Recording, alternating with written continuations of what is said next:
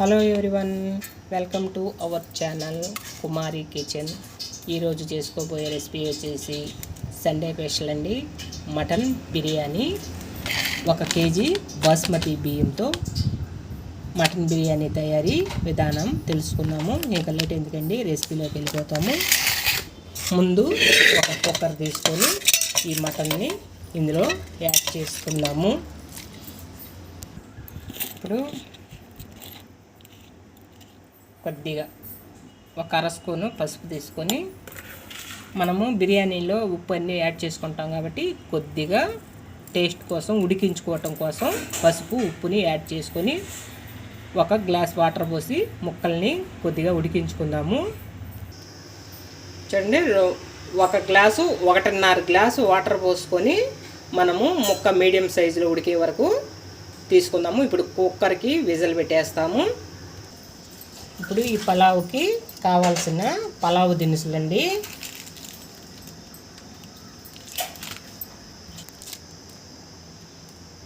యాలక్కాయలు, లవంగాలు, జాపత్రి, దాల్చిన చెక్క, మరాఠీ మొగ్గ, అనస పువ్వు, సాజీరా, పలావు ఆకు, జాజికాయ. ఈ జాజికాయని మనము ఆయిల్లో యాడ్ చేయకూడదండి. బిర్యానీ ఉడికేటప్పుడు మనము దీన్ని పొడి చేసుకొని ఆయిల్లో యాడ్ చేసుకోవాలి. ఇప్పుడు ముందుగా గ్యాస్ ఆన్ చేసుకొని బిర్యానీ పాత్రని పెట్టుకుందాము.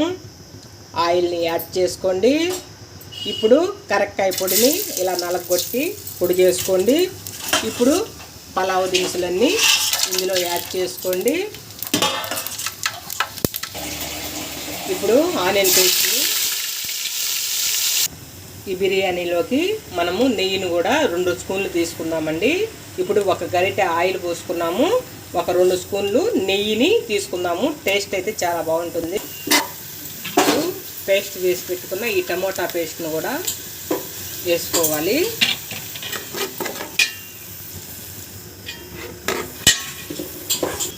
చూడండి, పచ్చి కొబ్బరి టెంకాయని కొట్టినప్పుడు 1 హాఫ్ చెక్క అండి మనము మిక్సీ పెట్టుకొని పాలు తీసుకున్నామంటే ఈ బిర్యానీ టేస్ట్ అదిరిపోతుందండి. ఈ పాల రుచి వల్ల టెంకాయ మొత్తాన్ని తీసుకోకండి. టెంకాయలో హాఫ్ మాత్రం కొబ్బరి పాలను తీసుకోవాలి. ఇప్పుడు కారం కోసం 4 పచ్చిమిర్చిని తీసుకోండి. ఇప్పుడు 1 అర స్పూను కారం తీసుకుందాము. మీరు కారం ఎక్కువ తినేటట్టయితే 1.5 స్పూను కారమైన వేసుకోవచ్చు. నేను కారం తక్కువగా వాడుతున్నాను. 4 పచ్చిమిర్చి. రుచి కోసం కల్లుప్పుని తీసుకోవాలి. ఇప్పుడు కొత్తిమీర, పుదీనా, అలాగే హాఫ్ చెక్క లెమన్ జ్యూస్. ఇప్పుడు ఫైనల్గా 1 చిన్న టీ గ్లాసు పెరుగు. చూడండి, బిర్యానీ మసాలా పౌడరు. ఈ పౌడరు మనము బిర్యానీలో వేసినట్టయితే మంచి రుచి వస్తుందండి. బిర్యానీకే టేస్ట్ వస్తుంది. ఇది నేను ఇంట్లోనే స్వయంగా తయారు చేసుకుంటాను. రుచి అయితే అదిరిపోతుందండి. 1/4 స్పూన్ వేసుకోండి. చూడండి, మటన్ అయితే 50% బాగా ఉడికిపోయింది. ఈ మటన్ని ఇప్పుడు మసాలాలో యాడ్ చేసుకుంటాం. చూడండి, మనకి బాగా ఉడికింది. చూడండి, మెత్తగా ఉడికిపోయింది. ఇప్పుడు ఈ మటన్ని ఈ మసాలాలో యాడ్ చేసుకుందాము.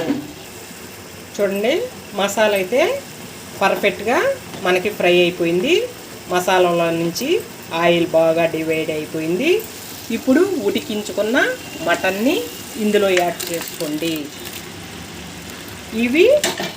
ఈ మటన్ని ఒక 10 నిమిషాల పాటు బాగా మగ్గనివ్వండి. అంటే ఇందులో కారం, ఉప్పు అన్నీ ఈ ముక్కలకి పట్టిన తర్వాత ఇందులో బాస్మతి రైస్ని కలుపుకుందాము. చూడండి, ఇది అర కిలో గ్లాస్ అండి. దీంతో మనము రైస్ని తీసుకుందాము.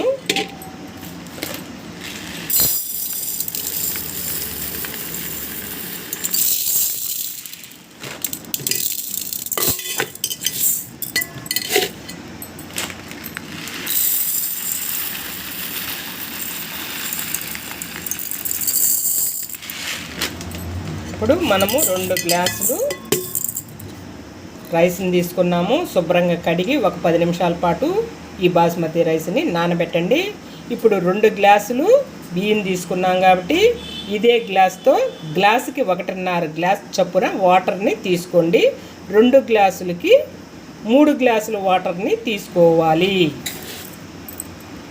చూడండి, మటన్ వేసినాక ఒక 10 నిమిషాల పాటు ఇప్పుడు మగ్గించుకున్నాము. చూడండి, ఆయిల్ అయితే బాగా బయటికి వెళ్ళిపోయింది. ఇప్పుడు బియ్యాన్ని ఇందులో యాడ్ చేసుకోవాలి. చూడండి, ఇప్పుడు ఇందులో రైస్ని యాడ్ చేసుకోండి. చూడండి, మనం రైస్ ఏ గ్లాస్తో తీసుకున్నామో అదే గ్లాస్తో 3 గ్లాసులు వాటర్ని తీసుకోవాలి. 1 2 3. ఇప్పుడు మూత పెట్టి ఉడికించుకుందాము. చూడండి, మటన్ బిర్యానీ అయితే పర్ఫెక్ట్గా రెడీ అయిపోయింది. ఓకేనండి, ప్లీజ్ లైక్ చేయండి, షేర్ చేయండి, సబ్స్క్రైబ్ చేసుకోండి, బెల్ ఐకాన్ని ప్రెస్ చేయండి. మరొక రెసిపీతో మళ్ళీ రేపు కలుస్తామండి. ఓకేనండి, బాయ్ బాయ్.